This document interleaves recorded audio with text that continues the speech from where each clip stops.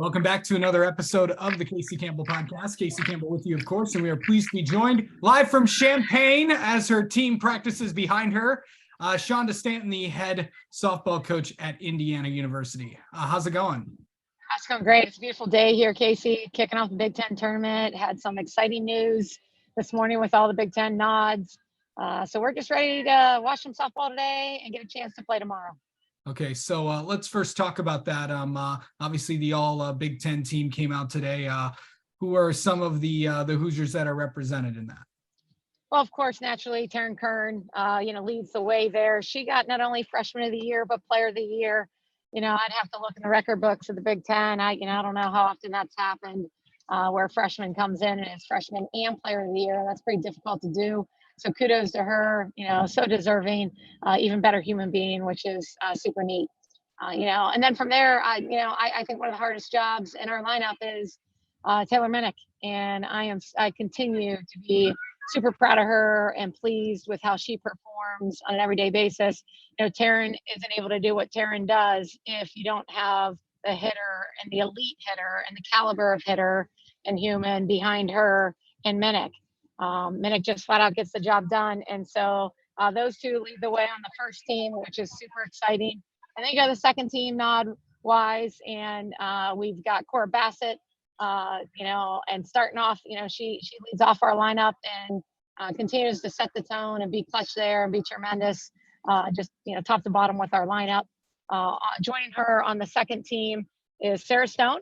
And if you look at Stoner and I look at the RBIs, she's sitting at 59 RBIs. You're watching games across the country right now and they're talking about people with 35 RBIs. If you get one athlete with 50 RBIs, it's impressive. And we've got, 3 or 4, not only above 50, but now obviously Taryn's got above 60, approaching 70, which is super, super cool. And then you got Avery Parker joining them, on the all-conference team as a freshman. Doing big things, tremendous athlete. And then on the all-freshman team, we got representation again from Taryn and Avery. And I love seeing Cassidy Kettleman making the all-freshman team. She's done a great job stepping up for us in the outfield, making some clutch plays, and just sneaky in the lineup, getting things done offensively as well. And then you can't forget Bree Copeland. She's one of the best, I think, two-way players in the country. And she got our Big Ten Sportsmanship Award. So, super proud of her. She does it all. It's like, hey, you're on the mound, you're ever at third. Hey, we need you to clutch up. She's got the power numbers, power pitcher. Just proud of this, whole group. Team 50 is really elevated. To be sitting as a 2 seed and get a bye is a big deal. What was it just like going through this conference this year? Because it's always a tough conference every single year since you joined a few years ago. Since you came to this conference a few years ago, I should say. Oh, yeah. You're talking the Big Ten, one of the best power conferences in the country. You don't have any weekends off. When you go on the road, it's tough to play on the road. And if you look what we've done, and we've swept a number of opponents, I think I'd have to go back and look, five of our 7, if that's what we play, all but 2. Top to bottom, we've got incredible athletes. We've got great coaches in this league. I'm looking forward to Selection Sunday and seeing how many teams from the Big Ten get in. This is a noteworthy conference. This is a league that just has the skill set and the excitement packed group of athletes top to bottom all across the Big Ten. And so the Big Ten tournament, it's anyone's, it's wide open. It's whoever's playing their best ball right now. Well, it is, of course, anybody. Well, before we go to Selection Sunday, we have to play this tournament, of course, 4 days in Champaign, which literally kicks off right now. You guys will get the winner of Michigan and Penn State. So what is the plan for today before the game tomorrow? Well, the plan for May is to be great for 3 days in May, right? You only have to be great day 1. When you're great day 1, you want to be great on day 2. And if you're great on day 2, that means you're playing for a title. Having that bye, we're going to have a great practice right now. It's a beautiful day. And then they're going to go back and shower. I have an opportunity to watch the Penn State Michigan game. We've got a really nice dinner set up for them tonight. And then we'll meet once we know who we're playing. Clearly we just recently played Michigan. And so we do have a good scout on them. Penn State, we did not play this season. So it'll be nice to see them live. We did play them last year in the Big Ten tournament.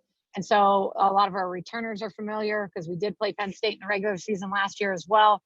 And so, this time of year, it's really not so much about your opponent because it doesn't matter who you're facing. It's going to be a battle. It's going to be a fight. It's all about us. And we got to stay true to our identity. We got to put up runs. Our pitchers got to continue to elevate. I'm super proud of them and how they've been elevating. And then the really key component is playing clean D.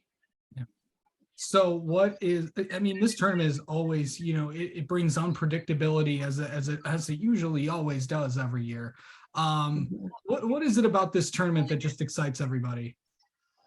Well, you're getting to play for a championship. I think anytime you can bring everybody together at one site on a Big Ten institution, you're gonna have you're gonna have so much it's gonna be like a roller coaster. You're gonna have exhilarating plays. You're gonna have down moments and mistakes, and you're gonna have everything in between. And it's like romanticizing exactly what this is. It's like when you get up in the morning. I'm not a coffee drinker, but we went out and we got our team Starbucks. They get awful excited about that.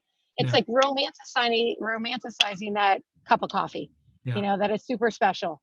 And you're taking pause. And so, when it's single elimination, win or go home, that's why it's wide open and anything can happen.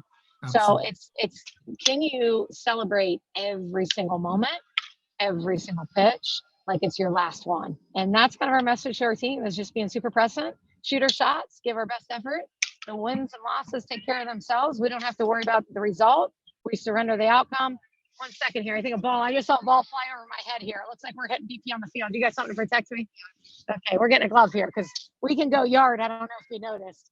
Yeah. But I should probably turn around out of my back to the field. I'm gonna turn this way, Casey.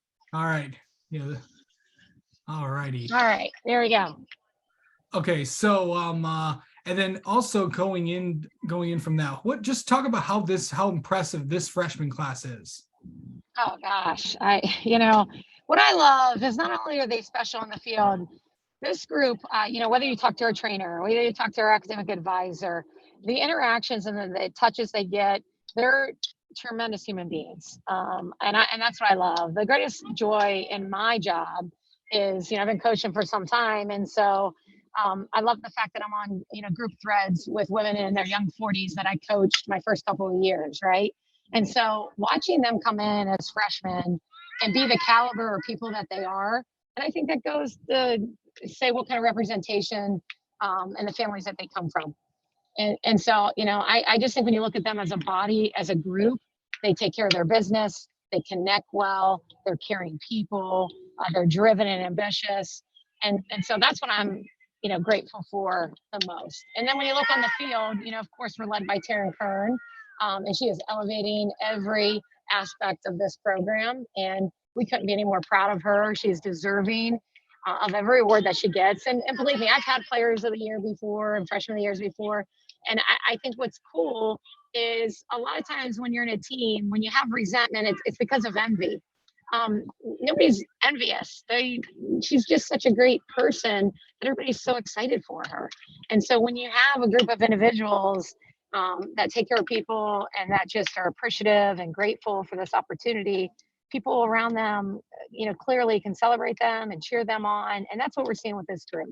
And so we're led by Karen. I'm glad to see Avery Parker get a nod for all conference because she's done a lot for us, whether it's in right field or behind the plate, dropping bombs. She's been a key component.